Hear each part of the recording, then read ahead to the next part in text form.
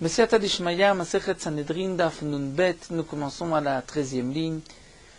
La Mishnah, Mitzvat Anisrafim, après avoir vu comment on lapide celui qui est Chayav Mita, qui doit être puni par la mort de la Mita de Skila, d'être lapidé, la Mishnah poursuit celui qui doit être brûlé.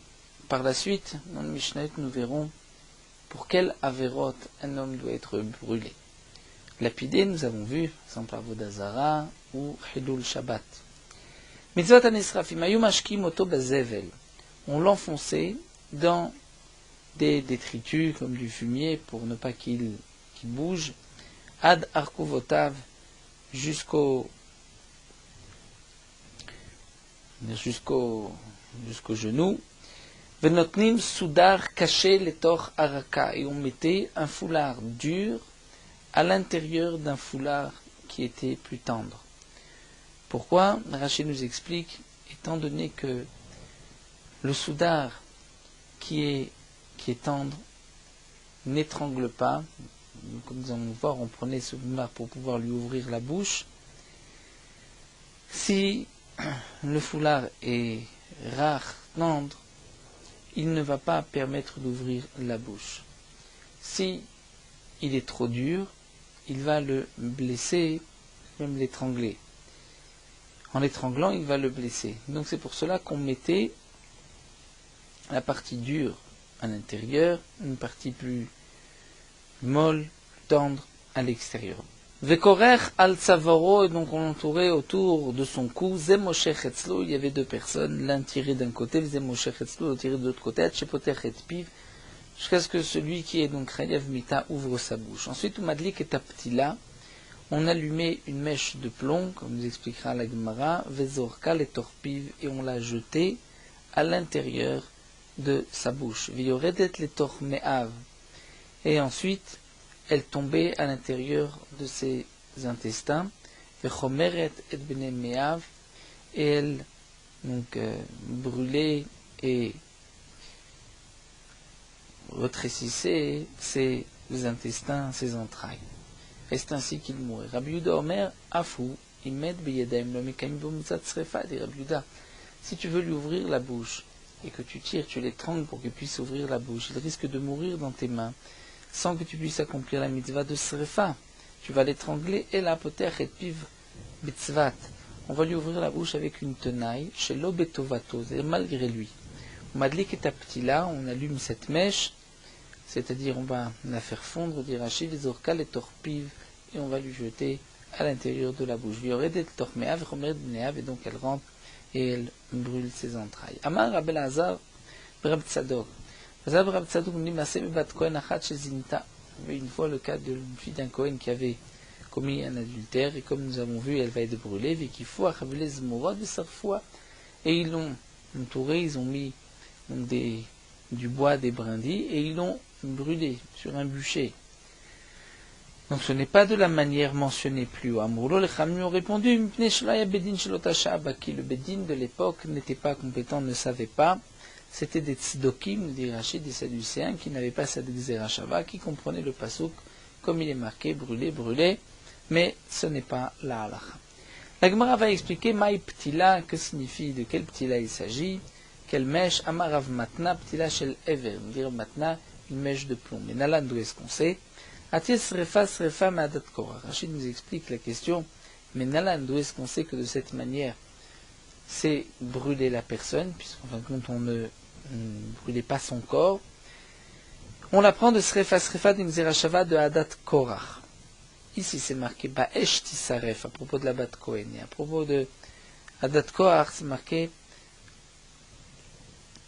Asher, écrivons à Séroufim. Donc nous dit la Gemara, par cette Xerashava, nous allons apprendre mal l'Ansrefat Neshama Vegouf Kayem, de la même manière qu'à l'époque de Korah. Ceux qui ont été tués, ceux qui avaient porté leur martot, avaient été tués, étaient brûlés leur Neshama, mais leur corps était resté intact. Afkan Srefat Neshama Vegouf Kayem, là aussi, on brûle l'âme, c'est-à-dire on lui retire son âme de cette manière, mais son corps reste entier. Donc on ne va pas le brûler, mais lui verser une mèche de plomb. La Gemara nous rapportera par la suite d'où est-ce qu'on sait que Hadat Korach sont morts de cette manière. Rabbi Lazar Omer, Rabbi Lazar lui dit Atel Srefa Srefa Bnei Aaron. On apprend par une autre Gzera Shava. La Bat Kohen Baishti Saref. Et les enfants de Aaron, c'est marqué qu'ils ont été tués Bisrefa. Yifku et Asrefa, Saraf Hashem. Et donc de la même manière, Malelan Srefat Neshama Begouf Kaim, les enfants de Aaron, Nadav et Aviv qui sont morts, c'est leur âme qui a été brûlée, mais leur corps est resté intact. Afkan Srefat Neshama Begouf Kayam. Là aussi, donc pour la Srefa, c'est aussi de l'intérieur, mais pas le corps. Donc là, nous avons deux explications, Tanakama et Rab Lazar. Les deux sont d'accord que c'est Srefat Neshama Begouf Kayam. La Marloquette, c'est d'où on l'apprend, est-ce que de Hadat Korach ou de la mort des Bnei Aaron.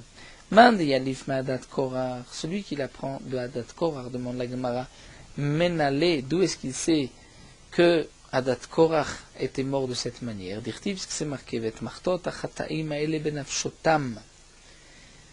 Ces pelles dans lesquelles ils avaient amené de la Ktoret, de ceux qui ont fauté Benafshotam dans leur âme, c'est-à-dire, chez Nishmatam Nisrefet Begouf Kayam. Benafshotam, dans leur nefesh, dans leur âme, mais pas dans leur corps. Vedar, et l'autre, c'est-à-dire celui qui ne veut pas apprendre de là-bas, lui pense à Isrefa Mamash. Et Rab Lazar lui pense qu'Hadat Korach ont vraiment été brûlés. Maï Benafshotam, que signifie Benafshotam? C'est-à-dire Shenitraïfou Srefa Aliske Nafshotam. Dire ils étaient Chayav Srefa Aliske Nafshotam, c'est-à-dire parce qu'ils ont consommé, bu et mangé avec Korach, dans la moquerie, ils sont arrivés jusque-là. Donc la Gemara nous explique pourquoi Rab Lazar n'a pas voulu apprendre de Hadat Korach, parce que lui pense que Hadat Korach ont vraiment été brûlés. Kedel Resh Lakish, comme donc explique Resh Lakish, Damar Resh Lakish Maï Dirtiv, qu'est-ce qui est marqué dans le pasuk Bechanfe Laage Maog, Harak Alay Shinemo, Alay Shinemo. C'est-à-dire Bechanfe Laage Maog, Bijul Chanoufa Shechnif le Korach, dire pour cette hypocrisie qu'ils ont fait vis-à-vis de Korach. Ils ont accepté de la nourriture.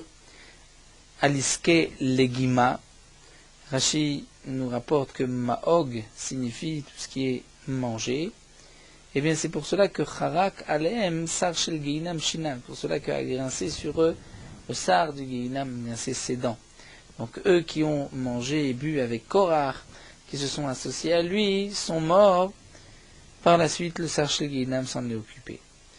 Donc on voit, comme explique Resh Lakish, Aliske Nafshotam, dire tout ceci est venu parce qu'ils avaient mangé avec lui. Donc on a compris pourquoi Rabbi Lazar ne veut pas apprendre comme Tanakama, parce que Rabbi Lazar pense que Hadat Korach ont vraiment été brûlés. Man de Yalif Bnei Aaron, celui qui apprend, donc Rabbi Lazar qui apprend de Bnei Aaron, qui lui pense que les enfants de Aaron n'ont pas été brûlés, leur corps n'a pas été brûlé. Mais n'allez d'où est-ce qu'on sait dire, c'est marqué Vayamutu lifnei Hashem. Ils sont morts devant Hashem. Que signifie Vayamutu? Ke'en mita, comme une mort normale où le corps est entier. Vedar, et l'autre, Tanakama qui ne veut pas apprendre de Nadav et Avihu. Pourquoi? Parce qu'il va dire, oh, ce serait Famama, j'avais.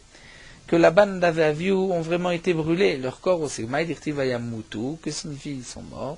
Datril, Be'u, Migava et Kenmita. C'est-à-dire que le feu les a brûlés de l'intérieur comme la mort. Des Tanya, comme nous avons marqué dans la Braïta, Abba Yosef ben Dusta et Omer.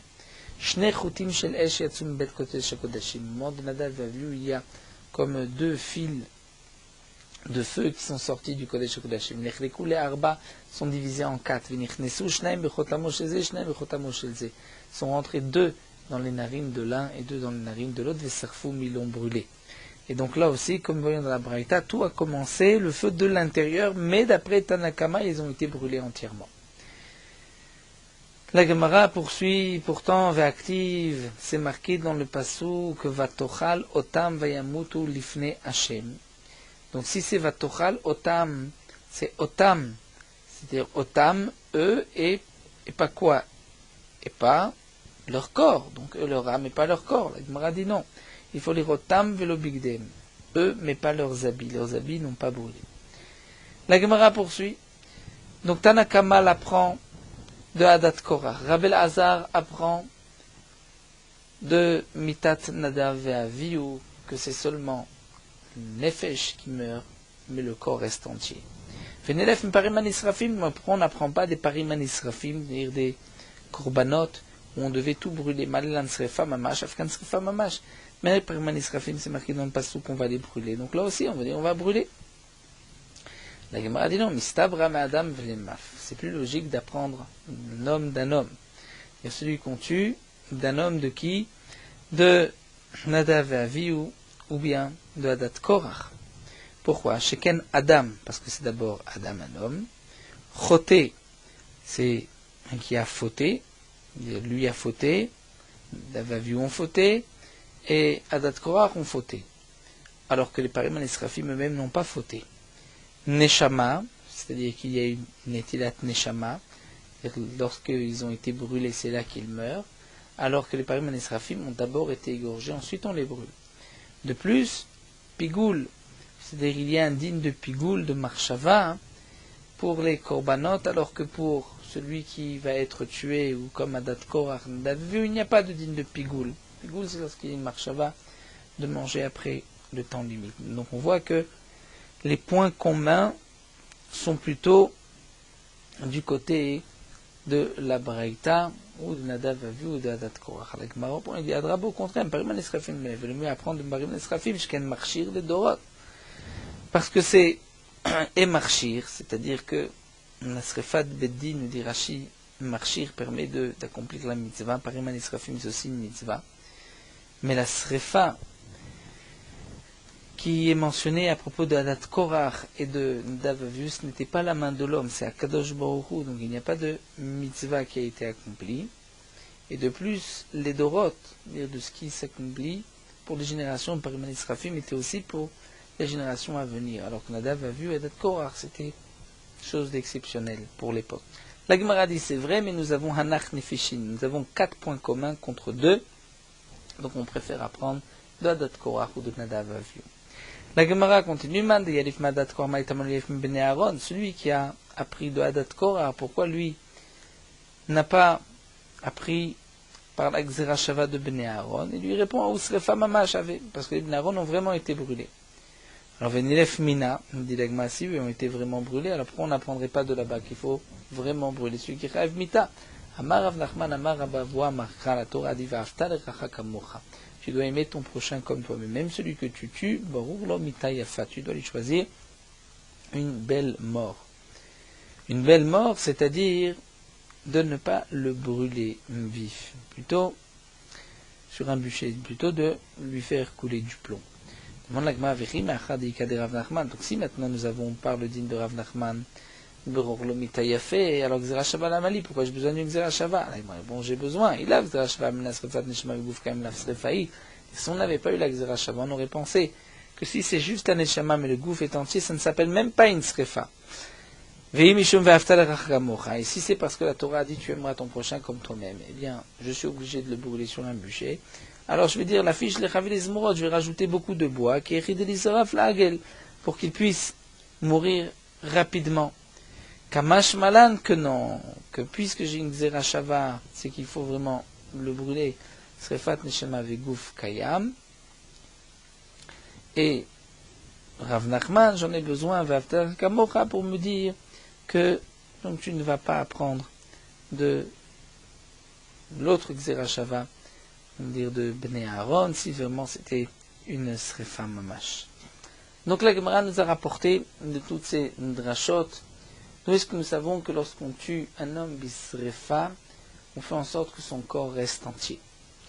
Donc on va lui faire couler une mèche de plomb dans la gorge. Nous avons parlé de Nadav Avihu, la Gemara poursuit dit avec Varaya Moshe et Aaron Malchim Bader, Nadav Avihu Malchim Achrem. On nous rapporte que Moshe et Aaron étaient en chemin et Nadav Avihu marchait derrière eux, Vechol Israël Achem et tous les Bnei Israël derrière Nadav Avihu. Amarlo Nadav Avihu, Nadav Avihu et Matai Yamutu Shne Zekenim Malalu. Quand est-ce que ces deux vieillards, ces deux sages vont mourir? Vani Vatan et Tador. Et nous allons nous diriger le Dor, la génération. Akadosh Baruch Hu leur a dit, nous verrons qui va enterrer qui. Est-ce que c'est vous qui allez enterrer Moshe et Aaron ou c'est eux qui vont vous enterrer? Bien sûr, Nadav Avihu était de Gdolé Israël, comme c'est marqué dans le Pasuk Bikrovai à Kadesh. Moshe Rabbeinu a dit, je vois qu'ils étaient plus grands que nous. Comment peut-on imaginer que Nadav Avihu vont penser un instant lorsque les deux Zekenim meurent pour prendre leur place, les Mefarshim m'expliquent qu'il y avait là bien sûr une pensée des Shem Shamaim. Nadav Avihu avait une autre idée, une autre pensée, comment diriger le peuple, et il pensait que Moshe, Rabbeinu et Aaron n'étaient pas la bonne Hanaga, donc il voulait les Shem Shamaim qu'eux meurent pour qu'ils puissent eux diriger le peuple comme eux l'entendaient, le comprenaient. La Gemara nous enseigne Amar Rav Papa Enu Damrinche, c'est ce que les gens disent Nafiche Gemale Sabé. On voit beaucoup de vieux chameaux des Teine Mashre Deogane qui portent des peaux de chameaux plus jeunes. C'est-à-dire, on pourrait penser que le vieux chameau va mourir et que le jeune va porter sa peau. On voit que c'est le contraire. Amar Rabbi Lazar. Rabbi Lazar nous dit Lama Talmid Chacham Domé Lifnei Haaretz. À quoi ressemble un Talmid Chacham devant un ignorant? Donc, on avait parlé de Hadat Korach, qui eux étaient des Talmidei Chachamim, comme c'est marqué dans le Pasuk. Mais Korach les a séduits par la nourriture, leur a fait profiter de son argent. Et c'est à ce moment-là qu'ils l'ont suivi dans la machloket pour se rebeller même contre Akadosh Baruch Hu. À quoi ressemble un Talmid Chacham devant un Haaretz? Betrila domé le kiton shel zav. Au départ, le Talmid Chacham aux yeux du Haaretz, c'est comme une carafe en or. Carafe en or, c'est-à-dire que le Haaretz le voit chachouv, important. Siper haimenu, d'après notre girsa siper imo, dire lorsque le Talmid Chacham discute avec le Haaretz, déjà le Haaretz regarde, voit le Talmid Chacham différemment, seulement comme une carafe en or, en argent, pardon. Donc de l'or il est passé à l'argent. Ne'enam imenu domé le kiton shel cheres. Si le Talmid Chacham profite de l'argent du Haaretz, le Haaretz voit dorénavant le Talmid Chacham comme une carafe de terre cuite. Kevan shenishbar shuv eno takana. Lorsqu'il est brisé, il n'a plus de takana. C'est-à-dire il ne le regarde même plus. Imrata bat tali bat kohen shezinta have. Nous rapporte la Gemara que cette fille Imarta, qui était la fille de Tali bat Kohen, qui avait fauté, Akpach Raframa Bartuvia Havele Zmrod Vesarfa. Raframa Bartuvia l'a entouré de Mindi, donc sur un bûcher, et l'a brûlé. Amar Ravisev nous dit Ta'ab et Tarte. Raframa Bartuvia s'est trompé sur deux choses. Ta'ab et Rav Matna. Il s'est trompé sur le digne de Rav Matna. Rav Matna avait enseigné que Srifat Betin c'était une mèche de plomb, mais ça il ne l'a pas fait.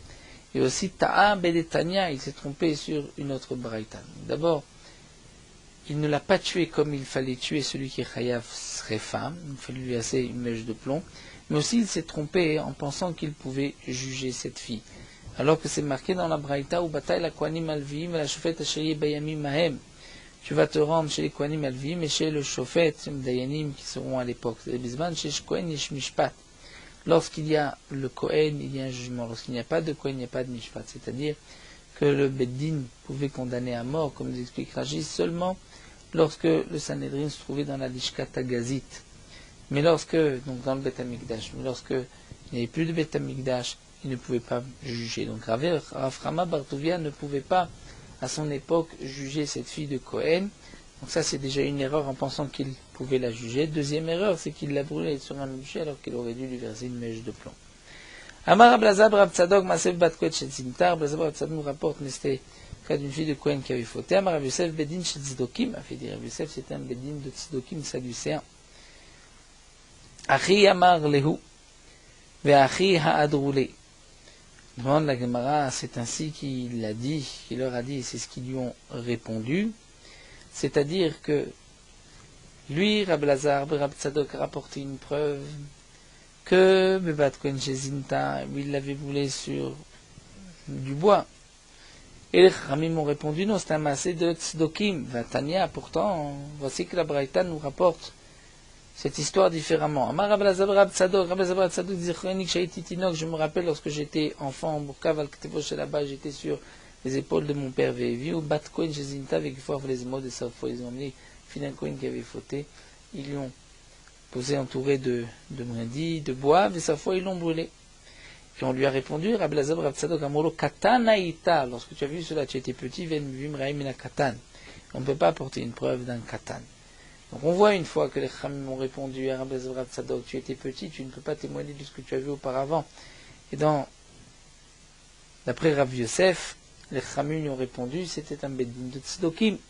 Alors Gemara nous dit non, Shnema Asimavu, il y avait deux histoires de Rabbi Ezra Tzadok. Alors demande à Gemara, Yamarlu Beresha, quelle est l'histoire qu'il a rapportée en premier et ce qu'on lui a répondu en premier? Ici c'est la première, il vient témoigner qu'il a vu quelque chose lorsqu'il était grand. Gadol, après la bar mitzvah, et on lui a dit non, que tu n'apportes pas de preuves parce que c'était des tzdokim. Alors demande la Gemara, ensuite il va apporter une autre preuve en disant mais quand j'étais petit j'ai vu, ce n'est pas logique. Le témoignage qu'il a apporté lorsqu'il était grand n'a pas fait attention à lui. Il rapporte un enseignement, il rapporte une chose qu'il a vue lorsqu'il était petit. Est-ce qu'on va faire attention à lui? C'est sûr que non. Et là, donc d'abord, Rabbi Ezra Tzadok a rapporté que lorsqu'il était enfant, il se rappelle avoir vu une bat Kohen qui avait été brûlée. On lui a dit, Katanaïta, tu étais petit, tu ne peux pas témoigner. Ensuite il a dit non, Kshu Gadol. Lorsque j'étais grand, j'ai vu aussi autre chose. On l'a dit là-bas, c'est différent. Parce que le Beddin de l'époque n'était pas compétent, n'était pas baki. C'est pour cela qu'il s'était trompé. La Mishnah poursuit, et cette fois-ci, c'est Neheragim, ceux qui sont décapités. Mitzvat Neheragim, celui qui devait être tué par l'épée. Ayumatizim et Rosho Basayef. On lui coupait la tête avec une épée. Keder Shamarut, c'est comme les rois, les autorités, les non-juifs faisaient. Rabbi Domer Nivul, Hulo. Rabbi a dit non, de cette manière c'est le déshonorer, parce que le tuer de cette manière, il va tomber, ce n'est pas une belle mort. Et là, Manichim et Rosho à la Sadan, on va lui poser la tête sur une sorte de bûche, Bekotzetz, Bekofitz, et on va, avec une hache, lui couper la tête. Amurlo, en mita menovet nizol. Khamim répondit au contraire. Ça c'est la mita, la mort, qui est la plus menouvelle et devait être le plus déshonorée, ou ce n'est pas à son honneur de mourir de cette manière. La Gemara nous rapporte, Tanya Marlaim Rabbi Yuda le Chachamim, Rabbi Yuda dit au Chachamim Afani, Yodea Shmita Menoveleti. Rabbi Yuda dit au Chachamim, je sais que de cette manière, lorsqu'on pose la tête sur une bûche et qu'on le tue, Simita Menovelet. Avalmae, c'est que vais-je faire? Sha'ara Amra Torah Bechukotem lo telechu, la Torah a dit, on ne suivra pas les habitudes des non-juifs. Et les non-juifs, lorsqu'ils tuaient, ils décapitaient lorsque la personne était debout. Verabanan, Cham disent non, Kevan dirtiv saif beoraita, puisque la Torah dit qu'on doit tuer avec l'épée, l'homme inaïkegamrinan. Nous n'apprenons pas des non-juifs, ce sont eux qui ont copié sur nous, donc je ne dois pas tenir compte de leurs habitudes. Et ilotemari, parce que si tu ne dis pas ainsi. Hadetania sorfim ala melachim vemedarkei mori. Ce qui est marqué que lorsqu'un roi meurt, on prend son lit, ses affaires et on les brûle. Et c'est rajouté dans la Braïta, ce ne sont pas des habitudes des non-juifs. Mais comment va-t-on brûler? Puisque les goïms le font, malgré tout. Torah dit, tu ne suivras pas une loi, un principe d'habitude des non-juifs. Et là, qu'est-ce que tu vas dire? Puisque dans la Torah, c'est marqué que lorsqu'un roi meurt, on brûle toutes ses affaires, dirtif, comme c'est marqué dans le Pasuk, Misrefot, Avotecha, comme nous l'avons déjà vu, et dans les endroits où on avait brûlé les biens de tes ancêtres les rois, on te le fera aussi. Donc, lav minayu kagamrinan, puisque c'est marqué dans la Torah, c'est que ce n'est pas une habitude qu'on a été prendre chez les non-juifs. C'est une habitude qui était marquée dans la Torah, puisque nous avons un passou qui était marqué à propos de Tzidkiyahu. Et ce sont les non-juifs qui ont repris ou qui ont cette habitude, mais nous on ne le fait pas parce que les non-juifs le font. Donc, là aussi, puisque c'est marqué Saïf dans la Torah, donc lorsque on accomplit la peine de mort de cette manière, ce n'est pas parce que les non-juifs le font, mais parce que c'est marqué dans la Torah. L'agma pose l'action. Et ce qui est marqué dans l'autre Pérekel, voici ceux qui vont être tués par l'épée Arotseach, celui qui a tué et les hommes d'une ville qui ont fait Avodazara. Si l'agma encore quand c'est marqué qu'on va les tuer les Ficharev par l'épée. Et la Rotseach minalan, Rotseach, d'où est-ce qu'on sait qu'on le tue par l'épée? L'agma répond des Tanya. Nous avons une braïta qui dit Nakom yinakem. Le passou qui dit à propos d'un homme qui a frappé son serviteur ou sa servante nous a tués, nakom inakem. Nekima zo eni yodea mahu. Cette vengeance, je ne sais pas de quoi il s'agit. Kshuomer, comme c'est marqué ensuite, Veveti, dans un autre passage. Veveti alechem cherev nokemet nekam berit. Je vais apporter une épée qui va venger le nekama de l'alliance. Donc, Eveomer nekima. Donc, je sais que nekima, c'est avec une épée. Donc, ce qui est marqué dans le pasuk, comme inakem, c'est par l'épée. Veima débar la Gemara, peut-être des bariz les mivraz. Peut-être qu'il va prendre, comme nous dit Rashi, comme le robinet d'un tonneau, lui enfoncer dans le ventre et le tuer de cette manière. La Gemara répond non, les ficharev, c'est marqué les ficharev, c'est-à-dire qu'il y a comme rêve piot, il y a deux lames des deux côtés. Veima David le gistera, dit la Gemara, peut-être qu'on va le couper en deux. On va le tuer en le tranchant, le séparant en deux. Amar Rav Nachman, Amar Rabavoa, Amar Kala, toi dit Vafta lerach kamocha, tu dois mettre ton prochain comme toi-même. Barur lo mitayafa. Tu te dois de lui donner une belle mort. Ashkechan de Katal Avda, et Bachorim Nalan, dit l'agma, ce passage qui a été rapporté, c'est lorsqu'il a tué un esclave. C'est vrai qu'un esclave, on le tuera par l'épée. Mais s'il a tué un homme, Bachorim, qui dit qu'on va le tuer par l'épée, puisque c'est marqué que celui qui tue va être tué, on ne sait pas par quoi. Et lorsque la Torah ne précise pas, c'est toujours chenek, étranglé. La Gemara dit Velafkal va romeru. Si Katalavda Besayev, si lorsqu'il tue un esclave qui n'a pas le digne d'un Israël à part entière et il va être tué par l'épée, alors Bachorim Bechenek. Est-ce qu'un Bachorim, un homme libre, va être étranglé à plus forte raison qu'il se recevra la mort qui est plus forte, qui est Hérek. Mais dit la Gemara Nichal Madama Chenekal. Ce Kalvachomer est valable d'après celui qui pense que Chenek c'est plus léger que Ereg. Mais d'après Rabbi Shimon et le Madama Chenek Chamour, que Chenek c'est plus fort que Ereg. Donc Maïkale et Memar, tu n'as pas de preuve. Puisque c'est vrai que c'est marqué que celui qui a tué un esclave va être tué par l'épée. Mais peut-être que celui qui a tué un Ben Ruim va avoir une mita plus forte encore. C'est Chenek. Alors la Gemara dit Nafkin, on apprend ce passage de la Braïta. Mais Tania, Vata tevaer adam anaki mikirbecha. La Torah dit à propos de l'aigle à Haroufa, lorsqu'on a trouvé un mort entre deux villes, qu'on a porté une génisse, la Torah dit, et là tu vas brûler, enlever Adam Anaki, le sang propre de parmi toi. Upshu kol shofre damim l'aigle à Haroufa. Dans ce passage, c'est marqué vers Adam Anaki, la Torah fait un lien entre tous ceux qui tuent, tous les chauffres d'amim et le din de l'aigle à Haroufa. Malilan besayef ou minatsava, de manière que l'aigle à Haroufa, c'était par l'épée et du cou, de la gorge. Donc on dira aussi Afkan Besayef ou Minatsava, par l'épée et par le cou. Mais alors demande à Gmaï Mallan Bekofitz Mimol Orev, si là-bas la Roufa c'était avec une sorte de hache. Et Mimol Orev, c'est-à-dire en face de la nuque. Donc comment, peut-être qu'ici Afkan Bekofitz ou Mimol Orev, est-ce que là aussi ça va être par une sorte de hache ou mimoul oref en face de la nuque. J'ai dit c'est derrière le visage, c'est-à-dire moul, la partie qui voit le oref, et derrière le cou.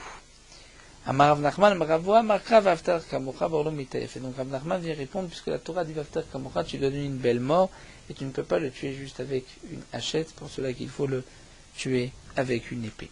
Donc là, la Gemara nous a expliqué la mitzvah des Neiragim, qui était la source de ce qu'on savait que c'était par l'épée. Nous poursuivons Meorot Halacha Daf Nunbet. Concernant le Shaliach Tzibour, le ministre officiant qui s'est trompé et qui a sauté la bracha de Mechayem Metim, ou bien la bracha de Boné Yerushalayim, de la reconstruction de Yerushalayim. En Mesalkim, on le dîner qu'on ne va pas le faire descendre. Pourquoi ? Parce que on ne craint pas que cet homme-là nie la résurrection des morts, ou bien il nie la venue du Mashiach. On pense que certainement il s'est trompé. La raison de cette différence, c'est parce que la bracha des Malchinim, où on maudit les Rechaim, lorsque le Shaliach Tzibour saute cette bracha, on pourrait craindre que lui-même est devenu apikoros, et il ne veut pas dire cette bracha pour ne pas se maudire. Mais lorsqu'il saute Mechayem Etim Beni Yerushalayim, on ne craint pas qu'il l'a sauté parce qu'il n'y croit pas, puisque même s'il n'y croit pas ça ne nous dérangera pas de dire la bracha tant qu'il ne se maudit pas, au contraire, pour ne pas que les gens s'aperçoivent de son apikorsut, il le dira. Donc, celui qui a sauté, on pensera que certainement il a sauté par inadvertance bijigaga et pas volontairement.